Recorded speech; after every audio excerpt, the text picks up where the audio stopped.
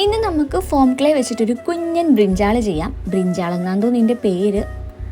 എന്തെങ്കിലും ആയിക്കോട്ടെ, നമുക്ക് ഇതിൻ്റെ ഒരു വെജിറ്റബിൾ ഉണ്ടാക്കാം. അപ്പോൾ കുറച്ചധികം വെജിറ്റബിൾസ് നമുക്ക് നെക്സ്റ്റ് വീഡിയോ ഒക്കെ ആയിട്ട് അപ്ലോഡ് ചെയ്യുന്നതായിരിക്കും.